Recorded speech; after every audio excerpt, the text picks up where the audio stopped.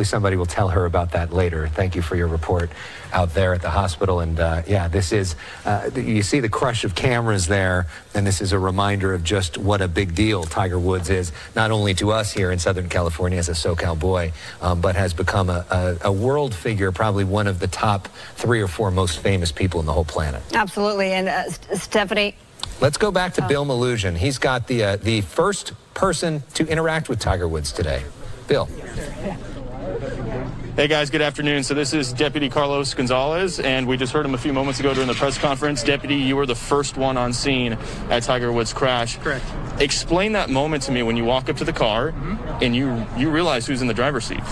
Yeah, so I observed the vehicle off the roadway on its side. The neighbor who had called 911 told me, hey, I think the driver's still inside. So at that moment, I stuck my head in the window and I see the driver. At that time, you know, I don't instantly recognize him as Tiger Woods. And again, it's dark in there and my mind is more on the well-being of the driver.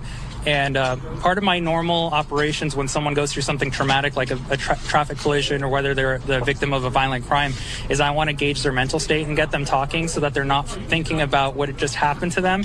And also if they have injuries, you'll be able to kind of tell due to whether they're lucid or not. So I asked him what his first name was and he said Tiger. And it took me half a second, but I looked at his face and then I said, oh my God, I didn't say it, but I thought, oh, you're Tiger Woods. However, I still have a job to do, so I don't have time to be starstruck or think about the fact that he's a celebrity. At the end of the day, Mr. Woods is a human being like any one of us, and I'm a deputy sheriff. I have a job to do. So I start going into my screening questions to determine what sort of condition he's in. So I'm starting to ask him things like, you know, if he knows what time of day it is and where he's at. He's able to speak with me, and he seems pretty lucid. You know, I'm checking his eyes and everything. I notice he's wearing his seatbelt. The interior of the cabin of the vehicle seems like it's pretty structurally intact. So I determined that it was not necessary for me to try to pull him out myself. You know, I requested LA County Fire with my radio, and I was confirmed that they were en route. So at that moment, basically, my job was to kind of keep him calm and lucid until LA County Fire came to pull him out with their tools. And by all reports, it sounds like he had some pretty significant injuries to his legs. Did it seem to you that he was in a lot of pain, or was he kind of in the days of the crash, maybe an adrenaline rush? How did he seem to you? I think an adrenaline rush could be fair. It could also be shock. I don't know. That's probably speculation at this point. It's not uncommon for people who have been in collisions, whether it's serious or not, or anything traumatic really, for them not to process what had occurred immediately, and it can sometimes take minutes, hours, or days for them to realize what sort of trauma they've been through. So at the time, Mr. Woods didn't seem like he was in pain or discomfort, or he didn't really seem as though he was you know, in any sort of anguish, which is part of what led to me thinking it was safer for me to leave him there, since he's calm and he doesn't seem like he's suffering any sort of medical emergency. Then we have time. And last couple questions, I know you got to run. You indicated that you believe that Mr. Woods would not be able to stand up because of his injuries. There had been some reporting out there that maybe he was able to. What leads you to that assessment?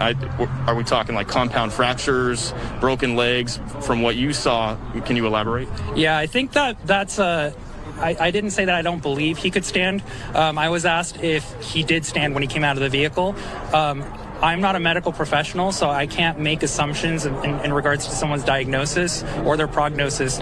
What I can say is that I saw LA County Fire remove him from the vehicle and place him onto a stretcher, and I personally did not witness him stand on his legs. Okay. And you guys had mentioned that when he was at the... Was that his family, his manager, and what did he want you guys to say? Just, hey, I'm okay, or what was the deal with that? So I got in contact with my partner that was with Mr. Woods at the hospital.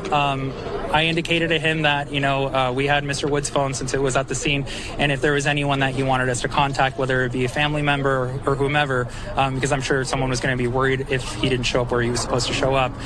He indicated that there was a member of his team that he wanted us to call, and my partner reached out to him along with Mr. Woods at the hospital, and they notified him that he was at the hospital and that we had his property secure for him as well. So that's, yeah. Pretty memorable day for you, huh? Yes and no. This is what I do on a daily basis. I handled that call like I handle all of my calls every single day. The only difference is that the person in the car this time was famous, but tomorrow it could be anyone. Got it. Deputy, thank you for your time. Is there anything else you'd like to add or want people to know about this? No, again, I just want people to know that, the Sheriff's Department does good work every single day.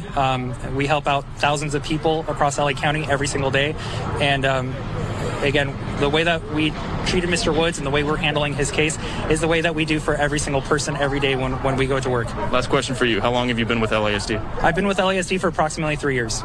3 years as a deputy or just 3 years with the department? 3 years as a deputy sheriff. Well, thank you so much for your service, sir. We appreciate it. Speaking for everybody. Thank you for your time. Thank you. Thank you. So there you guys hear it right there from Deputy Gonzalez himself, guys. Bill, he sounds like he's got the poise and experience of somebody who's been doing this for decades, the way he answered those questions.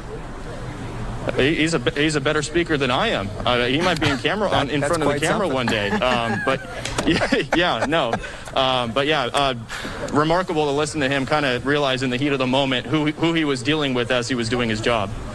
Yeah, and he said it took him half a second to put 2 and 2 together, but he says he's just a human being like the rest of us, and he had to do what he was there to do, and that's make sure he was safe.